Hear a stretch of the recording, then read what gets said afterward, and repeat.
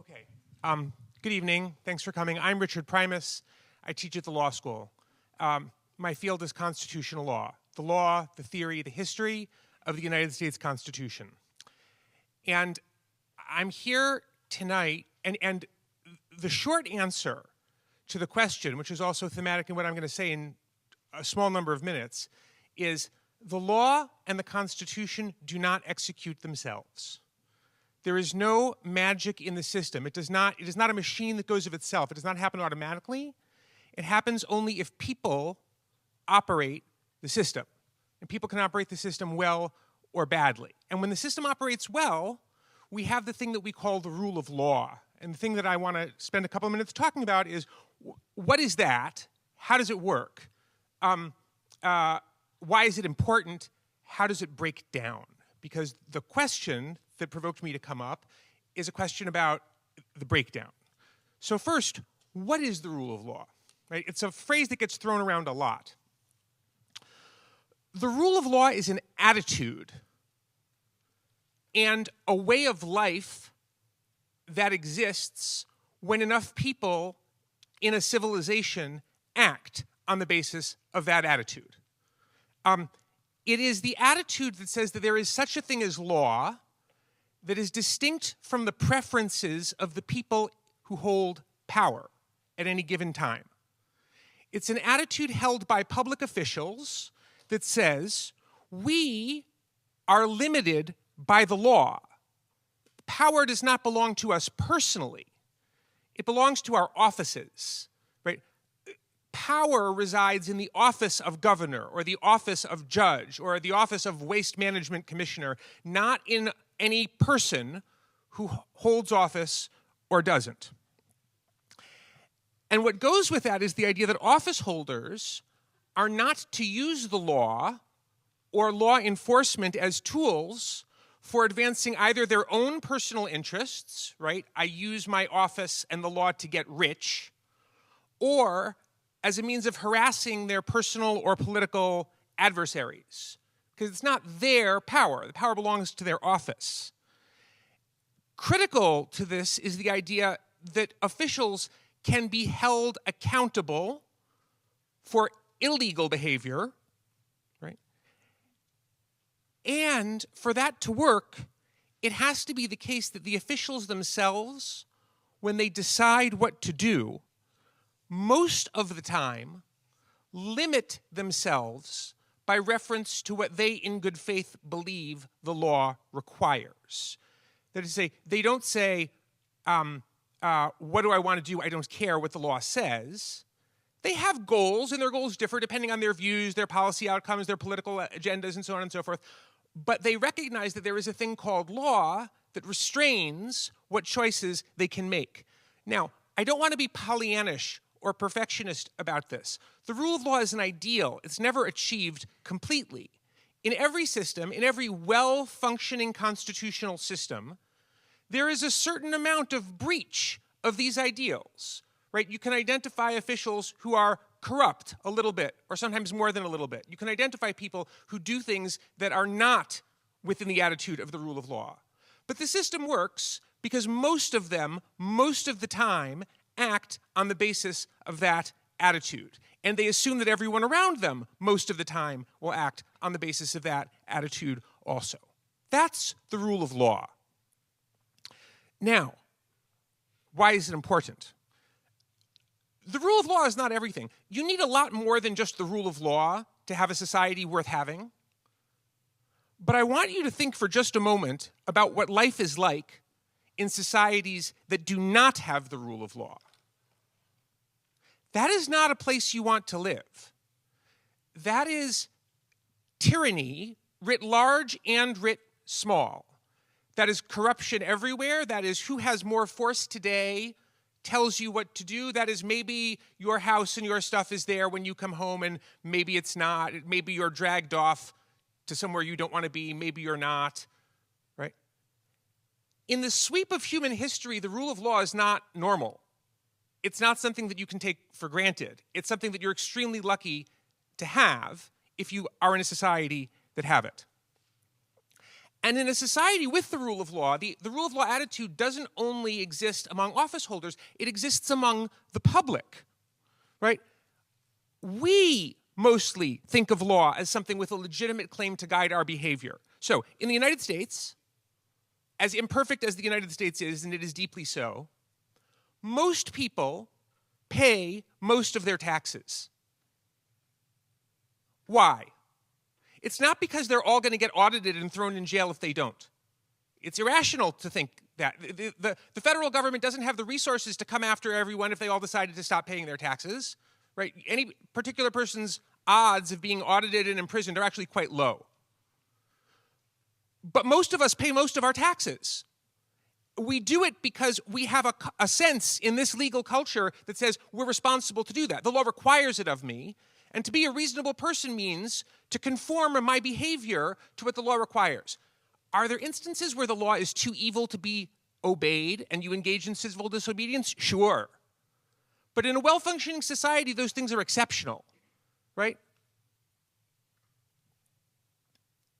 What's the alternative to that attitude? Here, I want to invoke one of the great figures of American constitutional law, Justice Oliver Wendell Holmes, Jr., who famously wrote that there is a perspective on the law that's important to understand. He called it the bad man's perspective.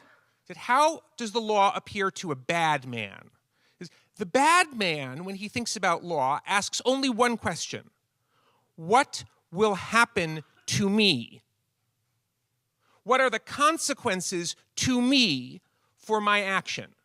And if there are no adverse consequences, I do not care what else the law says, right? I will run the red light if I'm pretty sure that I will neither get into a crash or be pulled over and given a ticket. I will not pay my taxes if I'm pretty sure I won't be audited. I will steal from the grocery store as long as I'm pretty confident that I'm not going to get caught, right? That he called the bad man's perspective on the law.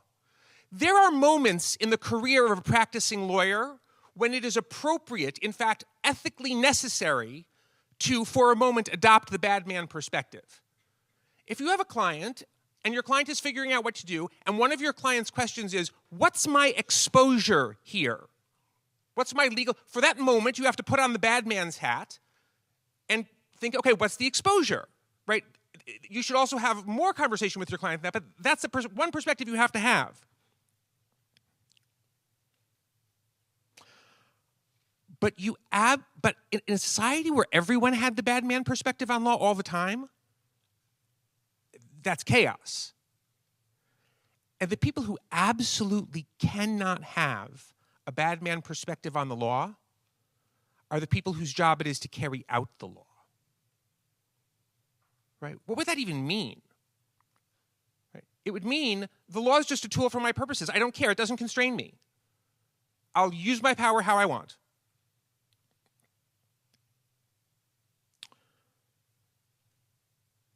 As long as I'm not going to be punished. The first rule of constitutional government is also the first rule of playground basketball. I'm quite serious about this. The rule is you have to be willing to let fouls be called on you. You have to be willing not always to get what you want, to take your losses, to respect the spirit of the game. Because if you don't, there's no game at all. There's no enforcer that stands above you that keeps people in line if everyone is always pushing to the limit for their own advantage. You got to respect the spirit of the game and restrain yourself. The mistake is to think that constitutional law is a discipline in which courts are referees with enforceable whistles. They're not. They're just one more player in the game. Courts can do some for the rule of law. And courts are critical for the rule of law. But courts can only maintain the rule of law if all the other players in the game are willing to adopt the rule of law attitude. Right? The court does not have an army. Right? The court cannot force the executive branch, or most other people, to abide by its rulings. The rule of law only works if when the court says, you got to stop that, the executive branch says, okay, I guess I have to stop that. Without that willingness, nothing stops them. Those of you who know American history well know that there are a couple of famous instances in American history when the executive branch has, or has come close to, saying to the court, I don't care about your order, right? A very famous one involving Andrew Jackson, who is said to have disregarded a court order favorable to the Cherokee Nation. Possibly President Lincoln during the Civil War about the writ of habeas corpus.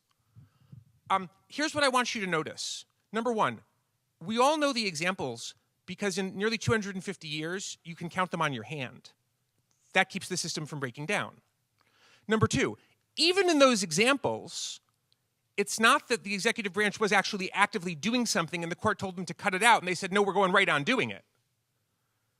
And number three, an example taken from the middle of a civil war is not really an example about a system in which the rule of law is functioning.